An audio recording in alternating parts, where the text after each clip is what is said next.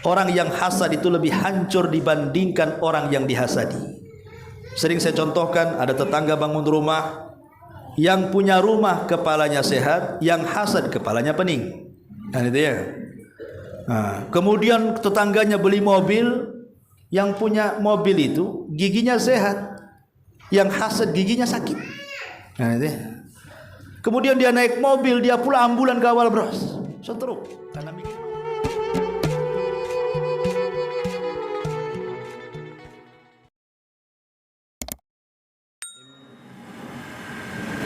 Assalamualaikum warahmatullahi wabarakatuh.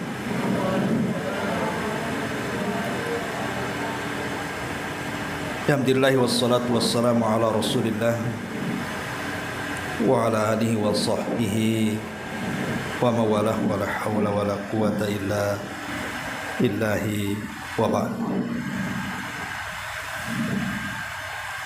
Afwan nih, masih ngos-ngosan. Biasa di lantai 2 ini, di lantai 3, jadi masih ngatur nafas. Jadi oh sama juga ngos-ngosan. Ya biasanya kalau yang berat di atas 100 itu baru terasa. Iya, pembahasan di siang hari ini kita akan membahas tentang satu penyakit atau satu dosa yang pertama kali terjadi di langit dan juga yang terjadi di bumi. Apa penyakit itu atau apa dosa tersebut? Ma'asyiral muslimin wal muslimat rahimani wa rahimakumullah. Kita akan membahas satu dosa yang disebut dengan hasad. Inilah dosa pertama yang terjadi di langit dan juga yang terjadi di bumi. Sebelum saya jelaskan, hasad ini terjadi di langit dan juga di bumi.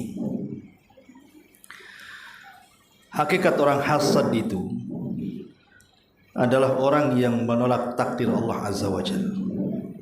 Jadi hasad itu hakikatnya adalah menolak takdir Allah Subhanahu wa ta'ala, tidak terima dengan pemberian Allah. Seolah-olah kalau mau dikemukakan, orang hasad itu akan mengatakan, kenapa Allah memberi dia sesuatu dan tidak memberikan kepadaku. Itulah ucapan orang hasad. Hakikatnya dia kalau ngomong seperti itu. Karena orang hasad itu tidak suka kalau ada orang lain yang lebih dari dia. Dan apabila Allah Subhanahu wa ta'ala memberikan nikmat kepada orang lain, mulai sempit dadanya. Jadi kalau dada kita sempit ketika melihat kenikmatan yang Allah anugerahkan kepada orang lain, ketahuilah kita sedang diserang penyakit hasad. Karena nanti berujung kepada membenci kepada orang yang diberikan nikmat itu. Bahkan apabila orang yang diberikan nikmat oleh Allah Azza wa Jalla itu mengalami kecelakaan atau musibah, maka biasanya orang yang hasad itu senang di atas penderitaan orang. Maka kalau kita sempit dada dengan melihat kenikmatan orang, berakhir dengan membenci orang tersebut, dan senang ketika orang lain yang mendapatkan nikmat terkena musibah, ketahuilah kita sedang diserang hasad. Hati-hati. Harusnya kalau ada orang lain mendapatkan nikmat dari Allah Azza wa Jalla, kita berdoa, alhamdulillah, Allah sudah memberikan nikmat kepada orang itu, dan semoga Allah Subhanahu wa ta'ala memberikan nikmat yang jauh lebih baik daripada dia kepadaku. Harusnya itu yang diucapkan. Jadi kalau seandainya ada saudara kita mendapatkan nikmat, maka kita katakan alhamdulillah, Allah berikan nikmat kepada dia. Kemudian kita katakan, ya Allah, berikan juga nikmat kepadaku yang jauh lebih baik daripada yang kau berikan nikmat kepada dia. Itu yang harusnya kita ucapkan. Ma'asyiral muslimin wal muslimat rahimani wa rahimakumullah. Adapun definisi hasad sendiri adalah kurhun ni'mati indal ghairi wa tamanni zawaliha. Membenci nikmat yang Allah anugerahkan kepada orang lain dan kita berangan-angan nikmat itu hilang dari orang lain. Ini definisi hasad. Sebenarnya ma'asyiral muslimin wal muslimat rahimani wa rahimakumullah, hasad ini ada pada setiap kita. Tidak ada manusia kecuali mereka punya hasad. Tidak ada manusia yang tidak ada hasad. Saya, Anda, siapapun pasti punya hasad. Tetapi orang yang baik, dia menyembunyikan hasadnya. Tapi orang yang jahat itu menampakkan hasadnya. Siapa yang tidak tertarik dengan nikmat yang Allah berikan kepada orang? Umpamanya ada saudara kita diberikan nikmat bisa membangun rumah. Dalam hati kecil kita kan kita juga pengen. Ada saudara kita beli mobil bagus. Kita juga ingin kalau kita juga punya mobil yang sama, punya tanah yang luas seperti saudara kita. Itu hasad namanya. Tetapi kalau hasad itu disembunyikan, tidak ada masalah, tidak ada madarat. Hasad itu madarat kalau sampai diucapkan kemudian dilakukan dengan perbuatan. Itulah yang sesungguhnya hasad yang dicela dalam Islam. Ma'asyiral muslimin yang dimuliakan Allah Subhanahu wa taala. Adapun tema yang kita angkatlah hasad, penyakit yang pertama di bumi, pertama kali di langit ya. Hasadnya siapa? Iblis kepada Adam. Ketika Allah Subhanahu wa taala menciptakan Nabi Allah Adam alaihi salatu wasalam, banyak nikmat yang Allah berikan kepada Adam dan tidak diberikan kepada iblis. Seperti apa? Allah Subhanahu wa taala memerintahkan malaikat sujud kepada Adam, tapi tidak diperintah sujud kepada iblis. Allah Subhanahu wa taala ajarkan pengetahuan kepada Adam dan tidak diajarkan kepada iblis. Allah Subhanahu wa taala membentuk Nabi Adam dengan tangannya, tapi iblis diciptakan bukan dengan tangannya. Adam alaihi salatu wasallam dimasukkan ke dalam sorga, tapi karena hasadnya iblis, Allah keluarkan iblis dari sorga. Artinya banyak nikmat yang Allah Subhanahu wa taala karuniakan kepada Adam dan tidak diberikan kepada iblis. Disinilah hasadnya iblis. Sampai-sampai ketika Nabi Adam baru tercipta, masih dalam bentuk tanah yang mengeras, gitu ya, yang kalau dipukul itu berbunyi, karena manusia itu kan berongga di dalamnya. Jadi iblis itu sempat berputar-putar itu di sekitar Adam yang belum ditiupkan roh itu. Kemudian muncul hasadnya dan mengatakan lau sullita alayya la uhlikanna. Kalau seandainya engkau wahai Adam, Allah serahkan kepadaku, ku hancurkan kamu, katanya. Itu sudah nampak hasadnya kan dengan lisannya. Makanya hasad itu akan bahaya kalau sudah mulai diucapkan tuh. Tapi kalau dalam hati saja tidak ada masalah hasad itu. Hanya keinginan mendapatkan nikmat seperti yang Allah berikan kepada orang lain. Tapi kalau sudah diucapkan seperti iblis gini, ini bahaya. Berarti kita sudah diserang penyakit hasad. Lah ketika kemudian betul-betul Allah Subhanahu wa taala tiupkan ruh dan Allah katakan fa idza sawaituhu wa nafakhtu fihi min ruhi faqa'u lahu sajidin. Apabila aku telah sempurnakan ciptaan Adam, kemudian kutiupkan ruh dariku kepada Adam, maka semata-mata ruh masuk ke dalam jasad Adam, sujudlah kalian, kata Allah. Maka semua malaikat sujud kepada Adam kecuali iblis. Terjadi silang pendapat, iblis ini sebenarnya bagian dari para malaikat ataukah bukan bagian daripada para malaikat. Ada yang mengatakan bahwa iblis itu adalah bagian para malaikat, artinya dia dari kalangan malaikat, tapi karena tidak sujud kepada Adam, maka Allah kutuk menjadi iblis. Tetapi sebagian ulama yang lain tidak, iblis itu dari jin, karena kesolehannya kemudian diangkat ke langit dan dihidupkan di tengah-tengah para malaikat, sehingga ketika kemudian Allah Subhanahu wa taala berfirman, kana minal jinni fa fasaqa an amri rabbi. Iblis itu bagian daripada jin yang berlaku fasik kepada Rabbnya. Dan ini pendapat yang kuat bahwa iblis itu dari kalangan jin, bukan dari kalangan malaikat. Makanya ketika Allah Subhanahu wa taala mengatakan, wa idz qala rabbuka lil malaikati isjudu li adam fasajadu illa iblis aba wastakbara wa kana minal kafirin. Dan ketika Rabbmu berfirman kepada para malaikat, sujudlah kalian, termasuk juga iblis di situ, maka semua malaikat sujud kepada Adam kecuali iblis, karena dia enggan, sombong, dan termasuk makhluk yang kafir. Alasan kenapa iblis tidak mau sujud apa? Karena hasad. Itu yang menjadikan iblis itu tidak mau sujud. Makanya orang hasad itu tidak punya rahmat sedikit pun.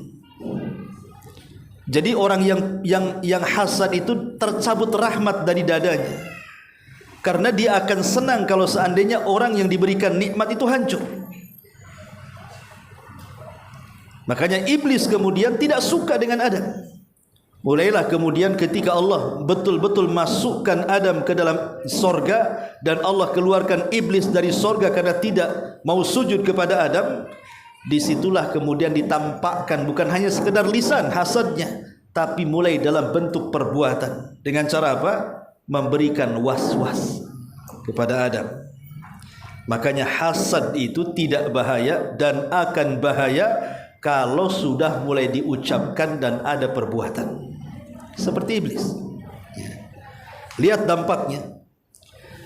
Ketika kemudian iblis hasad kepada Adam, maka Allah Subhanahu wa taala kutuk iblis sampai kiamat dibangkitkan, dan Allah turunkan iblis dari langit ke bumi. Itu dampak daripada hasad. Inilah dosa pertama yang dilakukan di langit, hasadnya iblis kepada Adam. Satu.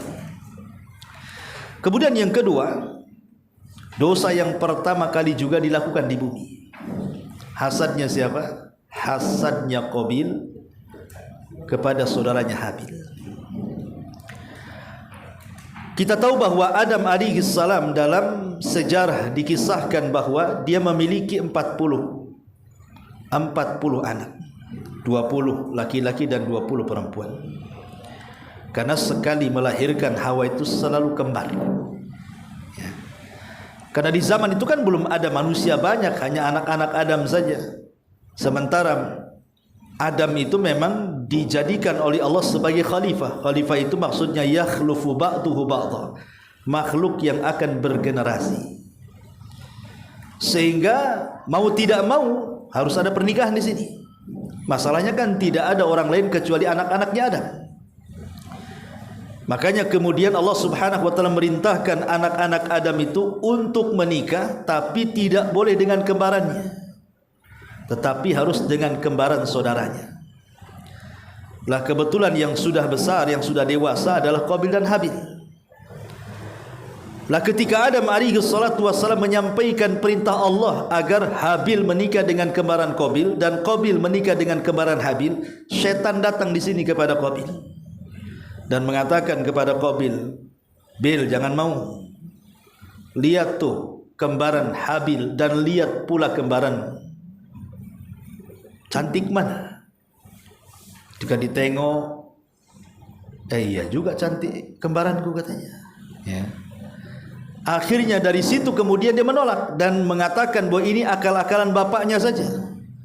Karena Adam lebih cinta dengan Habil dibandingkan Qabil, sehingga hasadnya muncul di sini. Dari situlah dia membangkang perintah nabinya sendiri, ayahnya sendiri Adam alaihi salam, padahal itu adalah perintah Allah. Untuk menunjukkan bahwa itu perintah Allah, maka Adam alaihi salam memerintahkan keduanya untuk berkurban. Siapa yang diterima kurbannya, maka dia berhak mengambil pasangannya. Akhirnya kemudian Habil berkurban dengan seekor kambing gibas yang sangat besar karena dia seorang peternak. Sementara Qabil justru berkorban dengan buah-buahan, tapi karena sudah ada hasad, dia tidak pernah memberikan yang terbaik kepada Allah. Malah buah-buahan yang tidak dimakan, yang buruk, yang busuk, itu pula yang dikorbankan. Apa yang terjadi? Maka Allah Subhanahu wa taala berfirman, "Watslu 'alaihim naba abnai Adam bil haqq idz qarraba qurbanan fatuqbila min ahadihima wa lam yutaqabbal minal akhar." Ketika bacakan kepada mereka wahai Muhammad tentang dua putra anak Adam yang dua-duanya berkorban untuk mencari pasangan, tetapi Allah terima satu dan Allah tolak yang lainnya. Ahli tafsir mengatakan Allah terima kurbannya Habil dan Allah tolak kurbannya Qabil. Karena sudah ada hasad dalam hatinya. Qabil sudah menentang ayahnya, sekarang dia menentang perintah Allah. Lihat orang hasad ini. Dia menentang perintah nabinya, dia tentang pula perintah Allah. Dia tidak terima dengan keputusan bahwa Allah Subhanahu wa taala menerima korbannya Habil, karena ciri-ciri diterima korban itu Allah kirim halilintar. Kemudian membakar korban yang diterima dan membiarkan yang ditolak itu. Itu kan sudah jelas-jelas bahwa Allah Subhanahu wa taala yang memerintahkan, bukan ayahnya, bukan pandai-pandai Adam. Tapi Qabil sudah tertutup hatinya kan. Akhirnya dia pun merencanakan pembunuhan. Awalnya hasad, berakhir dengan pembunuhan. Lihat hasad ini seperti itu. Awalnya hasad, mulai melakukan kejahatan kan. Umpamanya di masyarakat nih, kita ini membuka usaha. Kemudian di samping pula ada orang yang buka usaha yang sama dengan usaha kita. Mulai kita anggap usaha sebelah itu saingan daripada usaha kita kan. Umumnya masyarakat seperti itu. Padahal kalau kita yakin dengan rizki Allah Subhanahu wa taala, rizki itu syai'un maksud, sesuatu yang sudah dibagi-bagi secara adil. Tidak mungkin rizki yang Allah takdirkan kepada kita diambil orang sebelah. Sebagaimana rizki yang sudah ditentukan orang sebelah tidak mungkin diambil kita. Itu sudah dicatat di Lauhil Mahfuz 50.000 tahun sebelum Allah menciptakan langit dan bumi. Tetapi karena ada hasad, lain pula nggak yakin dengan rizki. Makanya saya katakan di awal, hasad itu orang yang menolak takdir dan tidak redha dengan pemberian. Seolah-olah lisan halnya dia mengatakan, kenapa Allah beri dia sementara Allah tidak beri aku. Seolah-olah dia mengatakan seperti itu. Makanya kalau umpamanya ada orang yang seperti ini, ketika dia melihat saingan, awalnya hasad tuh, kurang ajar dia, harusnya jual yang lain lah, masa kok jual yang sama pula dengan yang saya jual. Awalnya hasad, mulai dia melakukan kriminal, kejahatan. Entah datang ke dukun, Pak dukun tolong sihir orang sebelah, bangkrutkan dia, mulai ya. Entah sewa preman, tuh obrak-abrik saja itu tempatnya tuh. Entah kemudian dijaili, entah ditaruh kotoran atau apa. Itulah yang dilakukan Qabil kepada Habil kan. Awalnya hasad kan. Berawal hasad, berakhir dengan melakukan kriminal. Karena hasad kan awalnya dia bicara tuh. Apa kata Qabil kepada Habil? La aqtulanna, saya akan bunuh kamu. Apa kata Habil? La imbasatta yadaka litaqtulani ma ana bibasiti yadiya ilaika liaqtulak inni akhafullah. Kalau engkau ingin membunuhku, kata Habil, silahkan, tapi saya tidak akan membunuhmu karena saya takut kepada Allah, kata. Awalnya ngomong, berakhir apa? Perbuatan. Ketika kemudian Habil sedang tertidur, datang Qabil, ada kesempatan setan masuk memberikan was-was. Sebab kalau seandainya mau tarung ya antara Qabil dengan Habil itu, pasti Qabil kalah. Karena dijelaskan dalam tafsir-tafsir itu, perawakan Habil ini lebih besar dibandingkan Qabil, lebih kuat dibandingkan Qabil. Makanya kalau seandainya terjadi perkelahian, dipastikan Qabil kalah.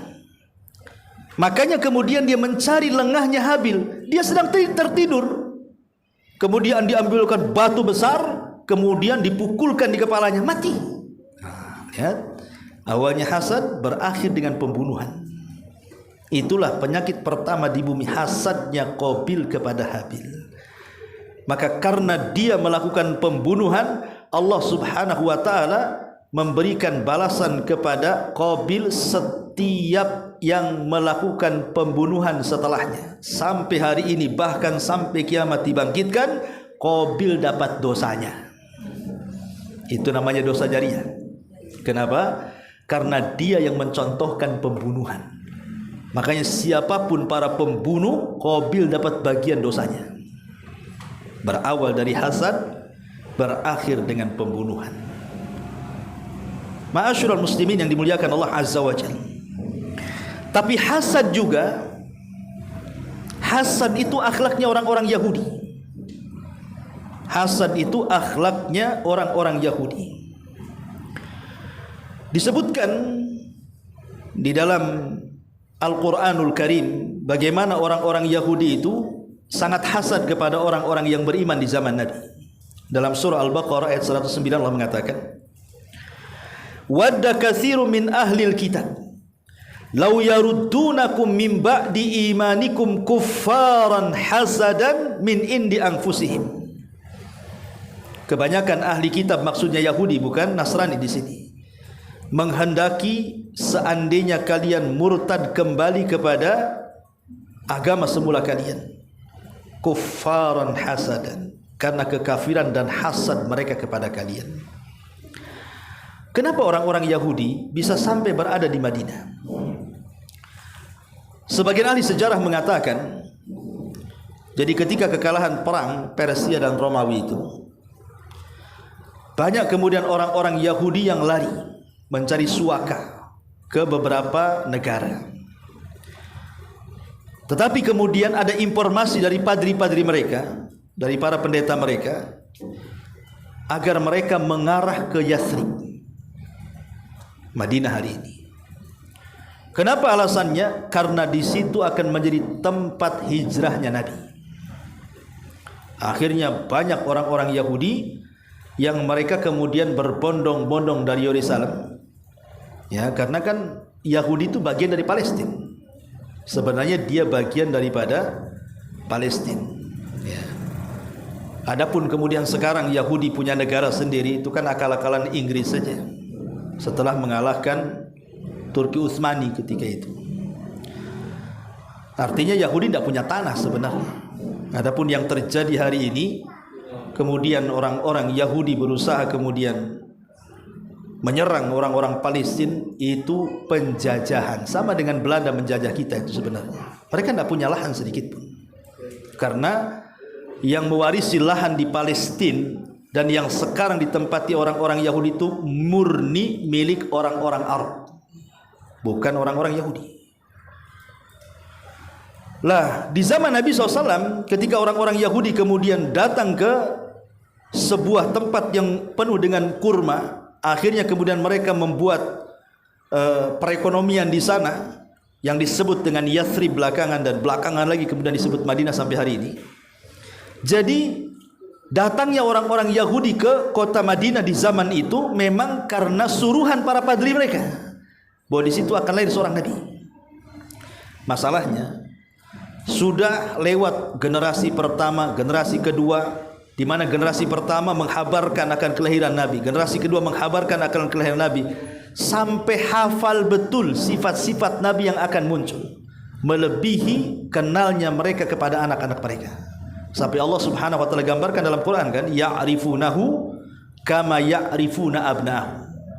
Mereka mengenal Nabi yang akan muncul di kota Madinah itu lebih mengenal dia dibandingkan anak-anak mereka. Kenapa? Karena terus diajarkan nenek moyang mereka bahwa akan lahir seorang Nabi, ciri-cirinya begini, begini, begini, dan begitu seterusnya.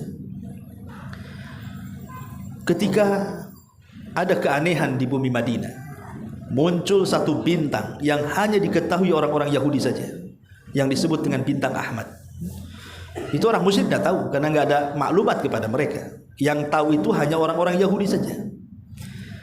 Jadi para padri, para pendeta Yahudi itu di malam itu heboh gara-gara munculnya bintang itu. Heboh, pokoknya keluar semuanya. Kemudian mereka mulai menggedor setiap rumah orang-orang Yahudi. Ada nggak yang melahirkan malam itu? Rupanya dari seluruh kabilah Yahudi, 10 kabilah Yahudi yang ada di kota Madinah, tidak ada satupun wanita yang melahirkan malam itu. Mereka mau cari informasi sampai ke Khaybar. Khaybar pun tidak ada. Pokoknya mana-mana tempat yang ada orang Yahudi di situ, dicarikan informasi, ada nggak malam itu yang melahirkan? Subhanallah, tidak ada yang melahirkan malam itu. Tapi mereka dikagetkan ketika ada informasi di Mekah, ketika bintang Ahmad itu muncul, lahir dari seorang rahim yang bernama Aminah, seorang bayi yang kemudian Abdul Muttalib memberi nama dalam mimpinya Muhammad. Maka ketika terjaga langsung dikasih nama Muhammad dan dimasukkan ke dalam Ka'bah.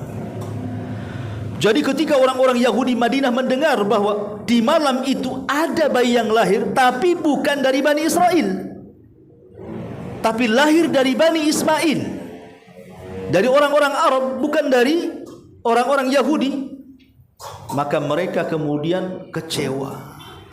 Sehingga padri dan pendeta-pendeta mereka langsung menangis malam itu dan mengatakan, zahabat nubuwatu Bani Israel, telah hilang kenabian Bani Israel dan telah diambil oleh Bani Ismail, katanya. Sejak saat itu orang-orang Yahudi hasad kepada Nabi. Kenapa? Karena tadi, kenapa nubuahnya diberikan kepada Bani Ismail bukan kepada Bani Israel?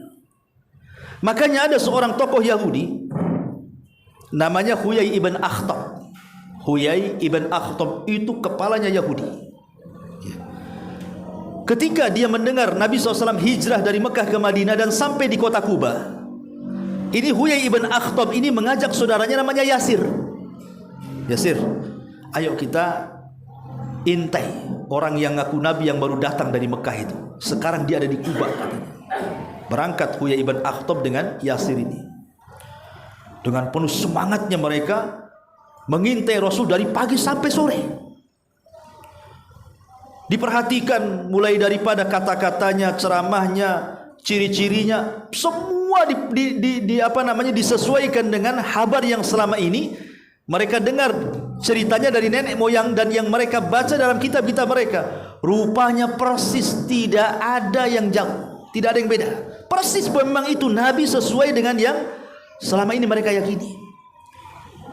Jadi Huyai ibn Akhtab pulang dengan Yasir dengan lunglai, lemas. Yang tadinya semangat datang, pulangnya pula lemas. Kemudian Yasir nih saudaranya mengatakan kepada Huyai ibn Akhtab, huwa, apakah memang itu dia? Maksudnya memang itu dia ya yang akan jadi Nabi itu? Kok cirinya persis? Kata Huyai ibn Akhtab, ya memang itu dia, katanya. Kemudian kata Yasir mengatakan kepada Huyai ibn Akhtab, apakah kita harus mengikuti agama dia? Kata Huyai ibn Akhtab, tidak, selama ruh berada di jasadku, saya akan menjadi musuh dia sampai mati, katanya. Bayangkan, dia tahu kebenaran, tapi dia mengatakan selama ruh berada di jasadku, aku akan memusuhi dia sampai mati, katanya. Tidak lain dan bukan apa? Hasad. Ya. Makanya kenapa orang-orang Ansar lebih dahulu masuk Islam dibandingkan orang-orang Yahudi Madinah yang sama sekali tidak masuk Islam kecuali bisa dihitung dengan jari. Bahkan tokohnya cuma satu yang masuk Islam, Abdullah bin Salam. Padahal kalau seandainya terjadi peperangan nih sebelum ada Nabi ya, antara Yahudi Madinah dengan orang-orang musyrik yang tinggal di Madinah sama-sama di Yathrib dari orang-orang musyrik Yaman, itu kalau Yahudi kalah, maka Yahudi akan mengatakan, tunggu saja waktunya. Kalau Nabi kami muncul, habis kalian. Itulah sesumbarnya orang-orang Yahudi itu. Ya, tunggu saja Nabi kami datang katanya, hancur kalian. Kalau kalah, tapi kalau menang ya nggak ngomong begitu. Sehingga orang-orang Khazraj dan Aus ini, para penyembah berhala ini dari Yaman, yang belakangan jadi orang-orang Ansor, mereka dapat maklumat. Orang-orang musyrik mau dapat maklumat dari mana? Tidak ada kitab yang diturunkan kepada mereka. Kalau orang Yahudi ya tahu ada maklumat karena mereka baca kitab dari langit kan. Orang musyrik mana tahu? Jadi orang-orang musyrik itu mendapat maklumat kenabian itu karena orang Yahudi selalu menyebut-nyebut itu. Makanya ketika terjadi pembaiatan Aqabah yang pertama, terjadi musim haji sekitar 12 atau kurang lebih lah orang-orang Madinah dari kalangan musyrik Khazraj kebanyakan dan sedikit dari Aus, mereka haji. Tentu ala jahiliyah hajinya, karena haji sudah ada sebelum Nabi, mengikuti cara Ibrahim, tetapi kemudian dirubah menjadi cara musyrik. Haji mereka menyembah berhala dan bertepuk-tepuk tangan gitu, bersiul-siul. Jadi ketika mereka sedang haji, dapat informasi nih orang-orang musyrik itu bahwa ada orang yang ngaku Nabi. Jadi orang-orang Khazraj ini berpikir, jangan-jangan yang dimaksud orang Yahudi ini orangnya katanya. Maka orang-orang ini mengatakan, kalau begitu kita dahului beriman dengan dia sebelum orang-orang Yahudi katanya. Akhirnya rombongan pertama ini kemudian datang kepada Rasul, mendengarkan ceramah Rasul, semua masuk Islam. Kemudian pulang, balik lagi ke Mekah melakukan baiat yang pertama, kemudian pulang ke Madinah, balik lagi melakukan baiatan yang kedua, jumlahnya 72 lebih. Itulah cikal bakal orang-orang Ansor itu namanya. Ya. Dari sini kita tahu ma'asyiral muslimin yang dimuliakan Allah Azza wa Jalla. Lihat bagaimana kebencian orang-orang Yahudi kepada Rasul itu dimulai daripada hasad. Dari hasad inilah kemudian mereka berusaha melakukan pembunuhan kepada Nabi.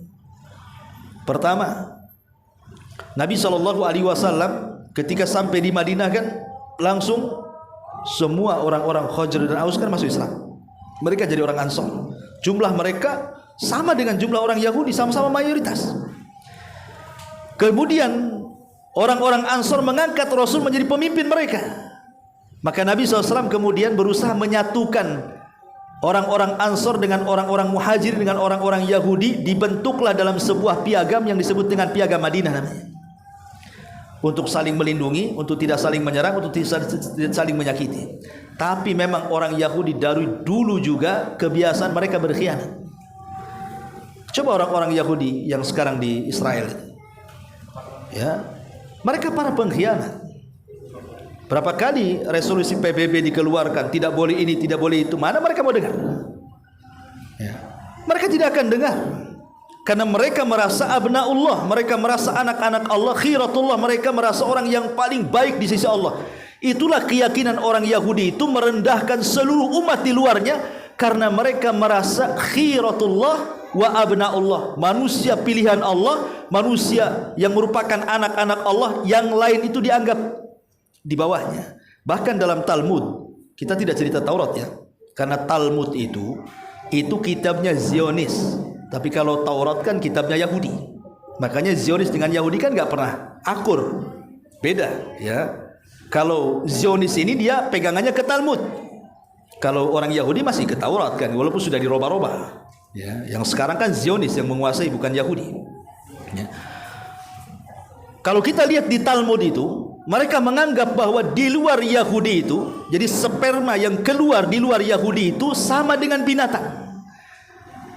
Jadi kita ini dianggap binatang oleh mereka. Ya wajar kalau seandainya presiden mereka kemudian mereka mengatakan kita bukan sedang memerangi manusia, kita sedang memerangi binatang, karena memang itu ajaran Talmud seperti itu. Jadi ajaran Talmud itu menganggap kita ini binatang. Jadi kalau mereka membunuh kita, ya membunuh binatang kan itu. Mereka tidak ada rahmat sama sekali. Buktinya ini berita yang terbaru ini kan, mereka suruh ngungsi 1 juta lebih. Ketika sudah mulai ngungsi, yang ngungsi pula ditembaki. Ini gimana ceritanya, suruh ngungsi habis itu ditembaki sampai mati kan itu. Mereka tidak punya rahmat sedikit pun. Itulah yang terjadi di zaman Nabi SAW. Mereka tidak punya rahmat. Mereka berusaha membunuh Nabi. Kalau Nabi saja diupayakan dibunuh, macam mana selain Nabi? Makanya orang-orang Yahudi itu dijelaskan dalam Al-Quran, yaqtulunal anbiya bighairi haq. Mereka membunuh para nabi tanpa hak. Ya. Nabi Yahya dipenggal kepalanya. Siapa yang penggal? Yahudi. Nabi Zakaria dibunuh, Yahudi. Kalau seandainya Isa tidak diangkat ke langit oleh Allah, jadi sasaran pembunuhan juga kan? Dan ribuan para nabi dibunuh Yahudi itu. Bukan hanya 1-2, ribuan. Termasuk juga Nabi SAW menjadi sasaran pembunuhan. Pertama apa? Bani Kunaiko. Bani Kunaiko ini merencanakan pembunuhan Nabi dengan cara apa? Pengecut. Jadi Nabi SAW ketika mau berdialog soal diat pembunuhan, ya, maksudnya sama-sama kita bayar gitu ya. Akhirnya mereka mengadakan rapat di Bani Kunaiko. Datang Rasul. Tapi nih Yahudi Bani Kunaiko ini kurang ajar dia. Dia membuat ruangan, disetting dulu kayak di sini mamanya. Kita akan rapat di sini nih. Nanti kita buat kursi satu-satu. Ini tempatnya si Anu, ini tempatnya Muhammad di sini. Kemudian mereka mengatakan nanti kalau dia sudah datang dan duduk di situ, satu orang naik ke atap bawa batu besar. Kemudian apa? Benturkan dari atas ke kepalanya katanya. Itu sudah tujuannya sudah nggak bagus. Mau membunuh Nabi dengan cara pengecut kan? Tapi sebelum Nabi SAW sampai, Jibril kasih tahu bahwa akan ada makar dari mereka. Sebaiknya kau jangan datang. Maka Nabi SAW tidak jadi datang. Akhirnya balik lagi ke Madinah, malah mengumpulkan pasukan, kemudian mengusir Bani Kunaiko. Ini satu. Ya. Kemudian yang kedua, upaya pembunuhan apa? Orang Yahudi kan berusaha untuk menyihir Rasul, berkali-kali menyihir Rasul tapi tak mempan. Tapi ketika kemudian mereka menyewa tukang sihir yang paling sakti di zaman itu, namanya Labid ibn A'sam, orang Arab yang dididik oleh orang Yahudi sejak kecil, makanya jadi Yahudi. Dia terkena sihirnya. Datang mereka minta kepada Labid ibn A'sam untuk disihir Nabi. Akhirnya betul-betul tersihir juga, tapi tidak sampai parah. Ya, hanya melemahkan fisiknya saja. 6 bulan Rasul terkena sihir. Makanya kemudian turun surah Muawwidzatain ini diruqyah oleh Jibril. Qul a'udzu birabbin nas dan qul a'udzu birabbil falaq. Akhirnya kemudian Rasul pun sembuh. Tapi lihat bagaimana upaya pembunuhan sampai mereka menyewa tukang sihir. Kemudian yang ketiga, dalam perang Khaybar.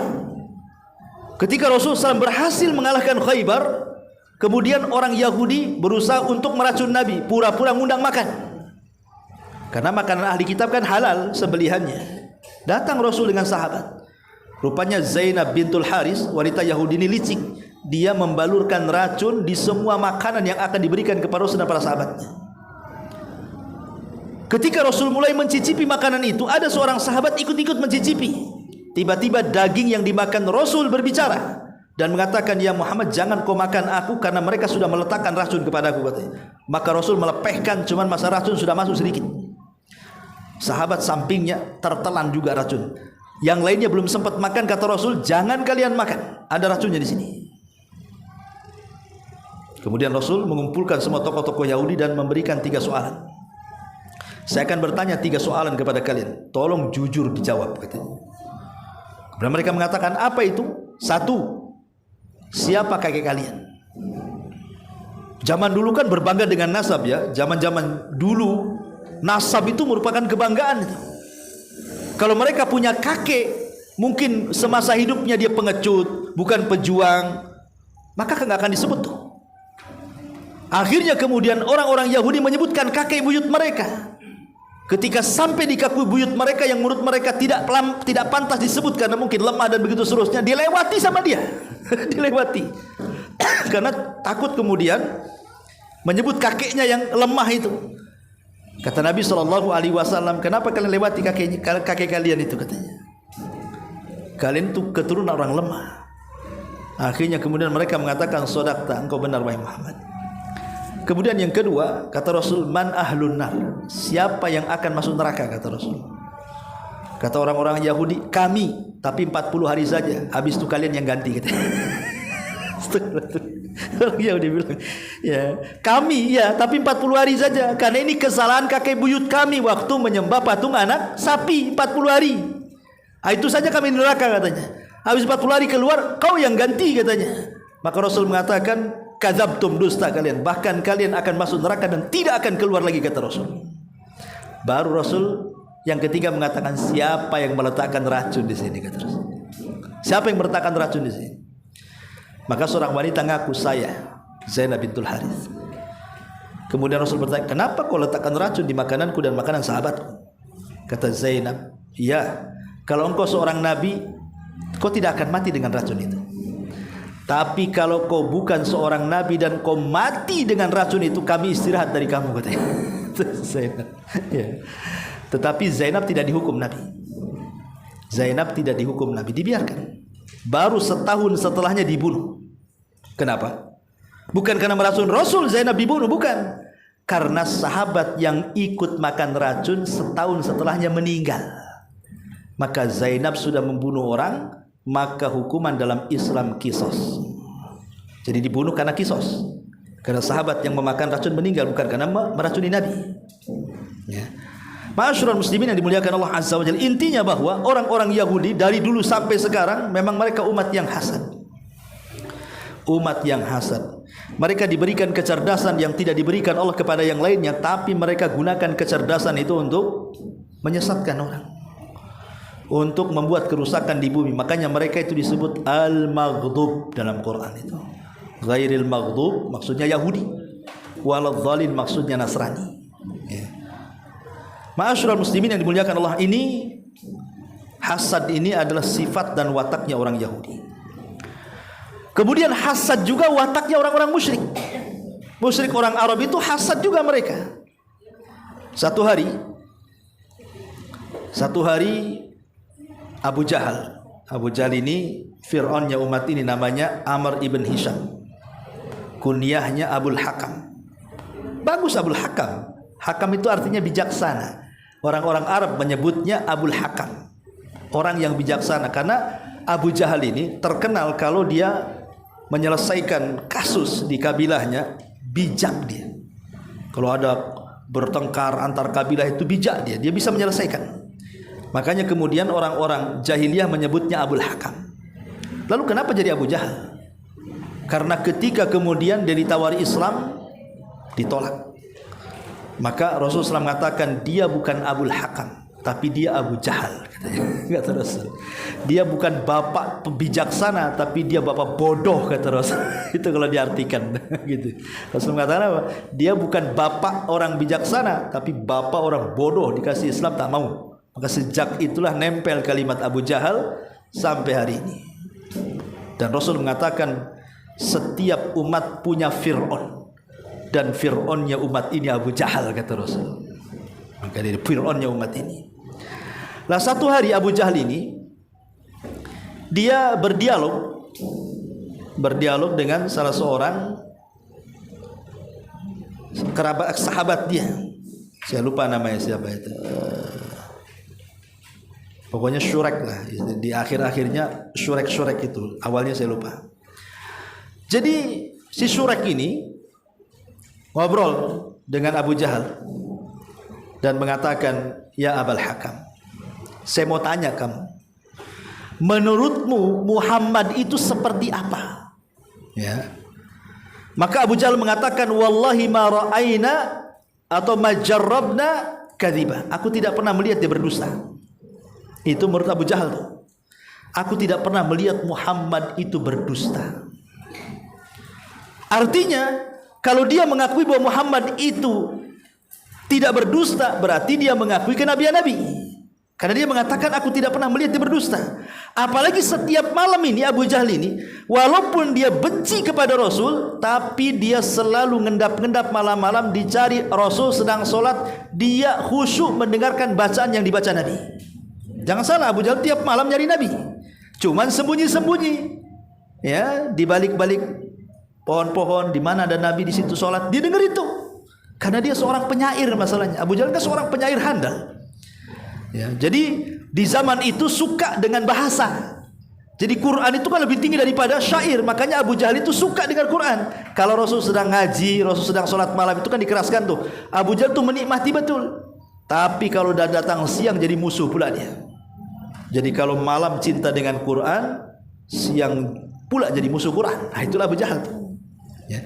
Jadi ketika kemudian Syurek ini bertanya kepada Abu Jahal ini, macam mana tentang Muhammad itu? Makanya wajar kalau Abu Jahal mengatakan, aku tidak melihat pada sisi Muhammad itu kedustaan. Di sini kemudian si Syurek ini bertanya kepada Abu Jahal, kalau kau membenarkan dia, kenapa kau tidak ikut agama dia? Katanya. Kalau kau membenarkan dia, kan harusnya ikut kamu. Abu Jahal di sini letak hasadnya. Ya. Gini, ya. Kami dari Bani Mahzum. Abu Jahal itu kan dari kabilah Bani Mahzum. Sementara Rasul dari kabilah Bani Hashim. Dan ini dua kabilah yang menguasai Quraisy. Quraisy itu kan banyak kabilah kecil-kecil tuh. Yang paling besar itu dua kabilah ini, Quraisy dan Bani Hashim dan Bani Mahzum.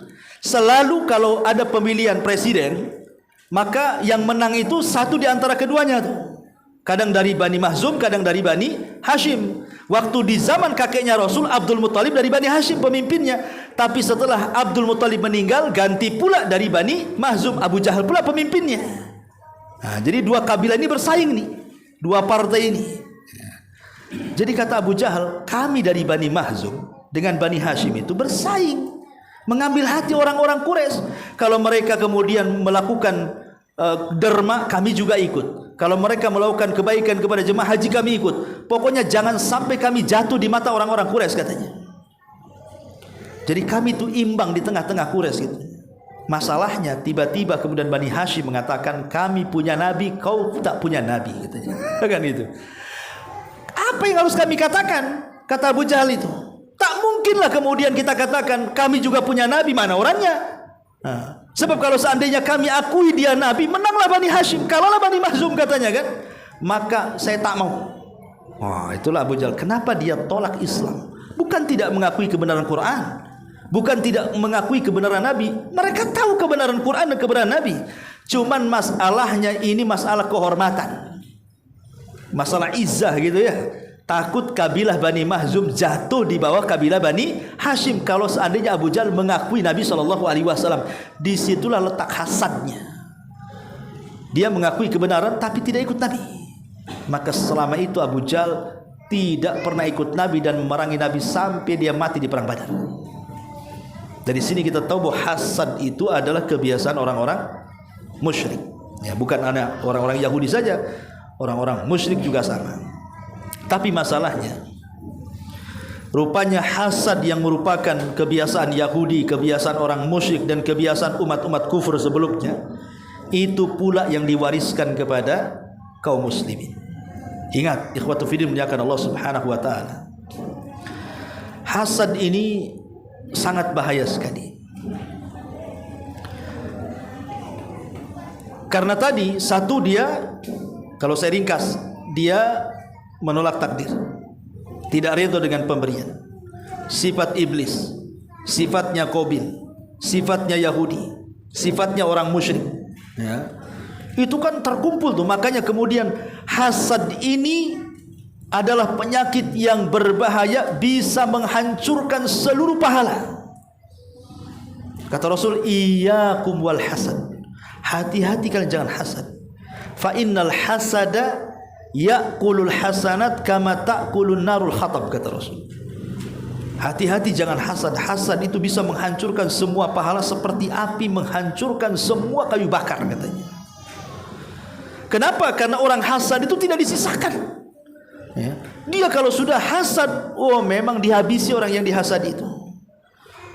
Dan dari sini kata para ulama, ada hubung kait antara hasad dengan penyakit ain. Ingat, dan penyakit ain ini bahaya karena manusia banyak yang meninggal dunia setelah qada dan qadar Allah dikarenakan terkena ain. Ya, ingat ya. Jadi manusia itu banyak yang meninggal setelah takdir Allah tentunya adalah karena ain, penyakit mata. Bukan penyakit mata yang merah, itu dikasih insto aja sembuh. Maksudnya penyakit mata di sini yang lahir dari hasad. Ini yang paling banyak membunuh orang, ya, yang banyak membunuh orang itu karena penyakit ain yang dilahirkan dari hasad. Makanya Rasulullah SAW mengajarkan kepada kita untuk berlindung dari penyakit ain, kan? Dari penyakit ain kita berlindung. Karena pandangan orang hasad kalau terkena ain ikhwan, yang dipandang itu bisa hancur, bisa berantakan. Contoh umpamanya nih, kita ngadakan rame-rame, entah akikah, entah walimah, entah acara makan-makan yang sifatnya ngundang orang banyak lah, kita undang banyak-banyak ke rumah. Kita tidak tahu di antara sekian orang yang datang itu, apakah semua senang dengan kita, ataukah ada yang hasad di antara mereka? Siapa yang tahu hati orang? Gak ada yang tahu. Boleh jadi mungkin dari rumah datang ke kita tidak ada hasad. Ketika sampai di rumah kita lihat benda-benda, barang-barang, dia hasad pula kan. Tengok istrinya kok cantik, istri saya kok jelek pula, hasad pula dia kan. Kan gitu ya kan. Tengok anak-anaknya kok cantik-cantik, baik-baik, anak kita pula bandel-bandel. Kadang-kadang bisa jadi hasad tuh. Kita tidak tahu tuh orang yang kita undang itu mana satu yang hasad, kita tidak tahu. Makanya kenapa ulama mengatakan kalau ngundang orang itu, ya, kalau ngundang orang itu, maka sebelum kita mengundang mereka, lawanlah hasad dengan lawannya. Nanti saya jelaskan cara mengobati hasad. Karena ada orang yang kemudian salah kaprah melawan hasad dengan cukup baca sholawat, nggak ada tuntunannya. Allahumma sholli ala Muhammad, nggak bisa, ya, nggak ada hubungan. Karena hasad ini, ikhwatu fiddin, muliakan Allah azza wajal, kita disuruh berlindung dari hasad seperti berlindungnya kita dari setan. Bayangkan, berlindungnya kita dari hasad itu seperti berlindungnya dari setan. Kalau kita sering mengatakan a'udzubillahi minasyaitonirrajim, maka begitu juga dari hasad, min syarri hasidin idza hasad. Coba bayangkan, bagaimana kemudian Islam menyuruh kita berlindung dari hasad seperti kita berlindung dari setan. Karena antara setan dan hasad itu ada hubungan di situ.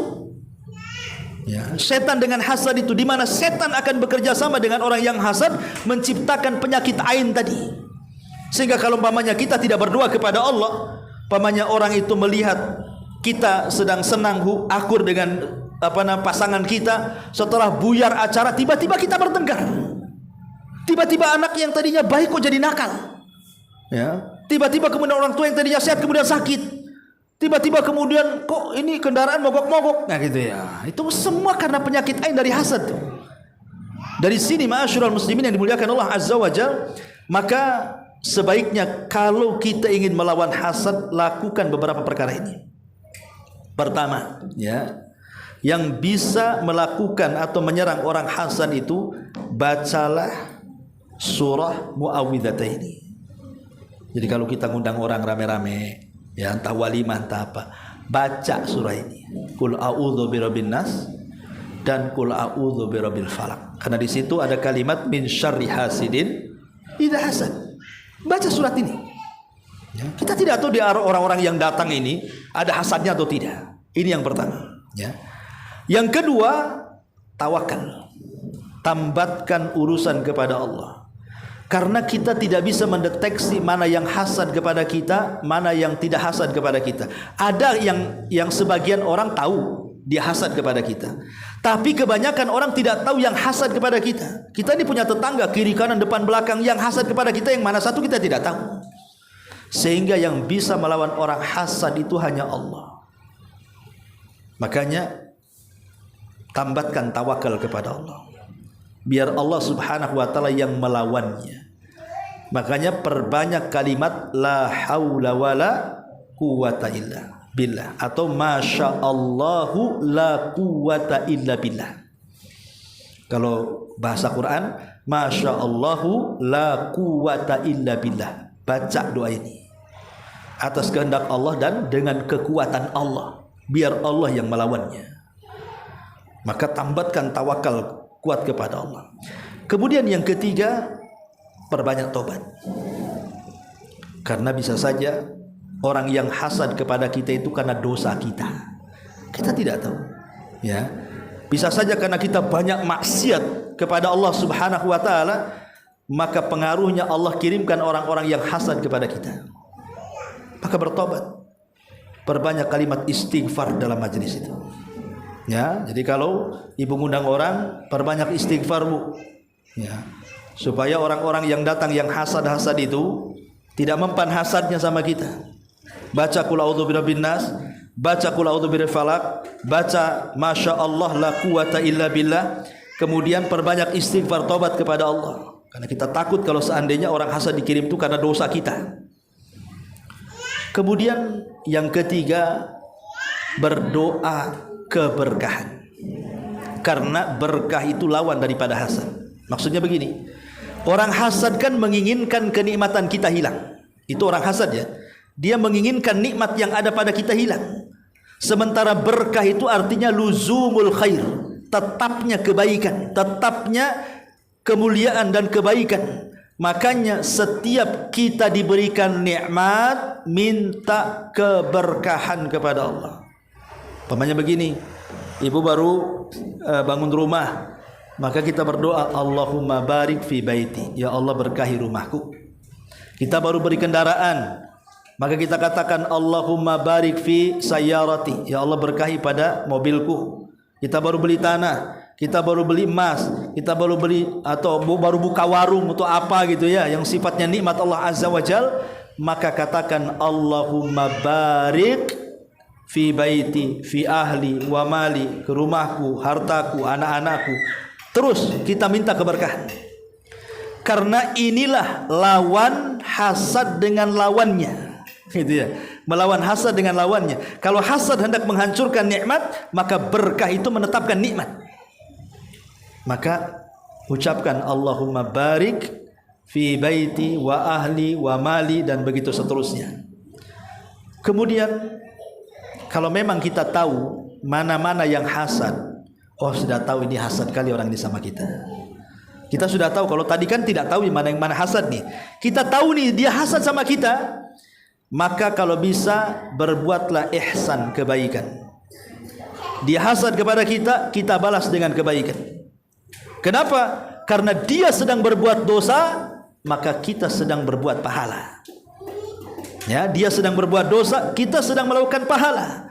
Maka perbaiki hubungan kita dengan orang yang hasad, maka hasadnya tidak akan mempan dengan kita. Ini juga termasuk solusinya. Kemudian yang selanjutnya adalah ruqyah. Ruqyah di sini bukan manggil orang di ruqyah, tidak, ya. Kecuali kalau kita tidak mampu meruqyah. Tapi saya kira semua orang bisa meruqyah. Ya, saya, Pak Edi, siapapun bisa meruqyah kok. Cukup membaca 1 ayat kursi, yang mudah-mudah ya. 1 ayat kursi, 2 muawwidhataini, qul a'udzu birabbin nas dan qul a'udzu birabbil falaq. 3 ayat yang terakhir dari surah Al-Baqarah, amanar rasul itu sampai la yukallifullahu nafsan illa wus'aha. Itu dengan membaca 3-4 ini saja cukup tuh. Ayat kursi, qul a'udzu birabbin nas, qul a'udzu birabbil falaq, sama akhir surah Al-Baqarah, itu sudah cukup. Karena dalam Islam itu sebenarnya tidak ada yang namanya profesi ruqyah, itu tidak ada. Ingat ya, tidak ada dalam Islam itu profesi ruqyah. Mencari uang dengan ruqyah itu tidak ada. Murni ruqyah itu menolong saudaranya. Ya, kalau jadikan profesi nggak ada. Di zaman para sahabat tidak ada orang jadi sahabat yang menjadikan ruqyah sebagai profesi. Di zaman para sahabat, para tabi'in tidak ada. Aneh di zaman sekarang ini yang ada profesi ruqyah. Ruqyah kok jadikan profesi pula kan? Kerja yang lain kan bagus. Ya. Jadi kembali kepada ngeruqyah diri sendiri saja itu lebih baik. Ruqyah mandiri itu jauh lebih baik sebenarnya. Ya, atau kita kalaupun memanggil ustadz meruqyah itu ya bukan karena profesi dia, tidak. Hanya tolong gitu saja kan itu. Dan ustadz pun nolong saja. Ya, bukan jadi profesi dia gitu. Baik, ma'asyiral muslimin wal muslimat rahimani wa rahimakumullah. Intinya bahwa hasad ini sangat bahaya sekali. Secara singkat saya katakan, satu bahaya hasad, iktisabu sukhtillahi azza wa jal li adami ridha, bisa mengundang murka Allah karena ketidakredhoan dengan pemberian. Ingat, orang hasad itu hakikatnya tidak redha dengan pemberian Allah. Ketika tidak redha, maka mengundang murka Allah. Maka ketika Allah murka, justru keinginannya tidak akan dikabulkan. Yang kedua, kasbul auzar. Maka orang yang hasad itu hakikatnya sedang menuai dosa dan menanam pahala kepada orang yang dihasadi. Orang yang hasad, dia sedang melakukan dosa, tetapi orang yang dihasadi dapat pahala. Kemudian yang ketiga, halakal hasid qablal mahsud. Orang yang hasad itu lebih hancur dibandingkan orang yang dihasadi. Sering saya contohkan, ada tetangga bangun rumah, yang punya rumah kepalanya sehat, yang hasad kepalanya pening. Nah, itu ya. Nah, kemudian tetangganya beli mobil, yang punya mobil itu giginya sehat, yang hasad giginya sakit. Nah, itu ya.